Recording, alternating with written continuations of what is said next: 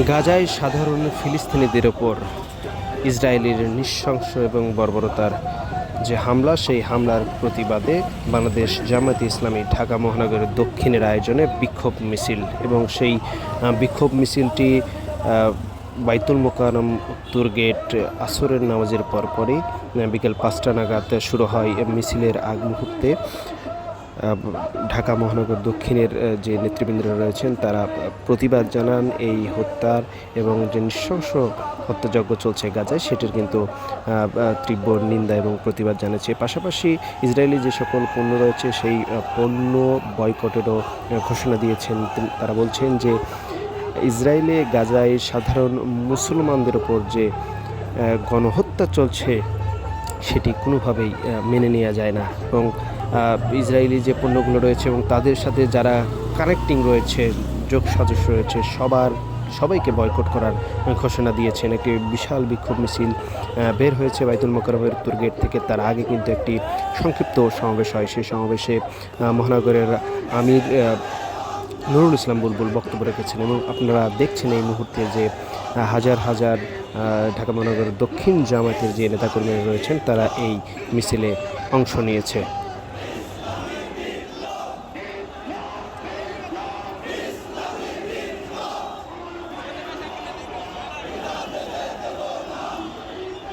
Bundle থাকলে প্রতি সেনমানিতে টাকা বাঁচবে। বিকাশ সেনমানি বান্ডেল কিনে জিতুন প্রতি লেনদেনে।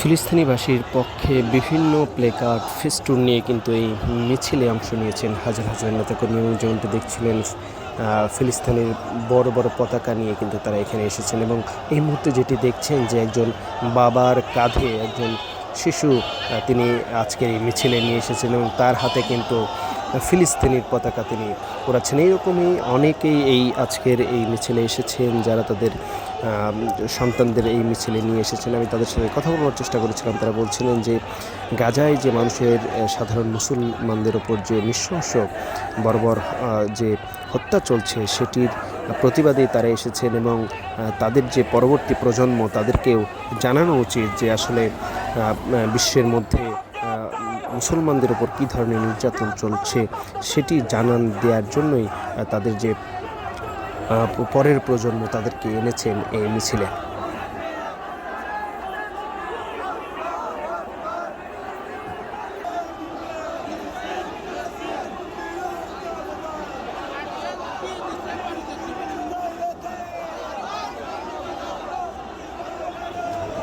বিকাল 5টার পর থেকে বাইতুল মোকাররম উত্তর গেট থেকে মিছিলটি শুরু হয়েছে, এবং এই মিছিলটি চলছে পল্টন মোড় হয়ে কাকরাইল নাইটিঙ্গেল মোড় হয়ে সেখানে একটি সংক্ষিপ্ত সমাবেশের মধ্যে দিয়ে এই মিছিলটি শেষ হবে এমনটি আমরা জানতে পেরেছি। এবং মিছিল আমরা স্বতঃস্ফূর্ত জামায়াতের নেতাকর্মীদের পাশাপাশি সাধারণ মানুষেরও অংশগ্রহণ দেখেছি।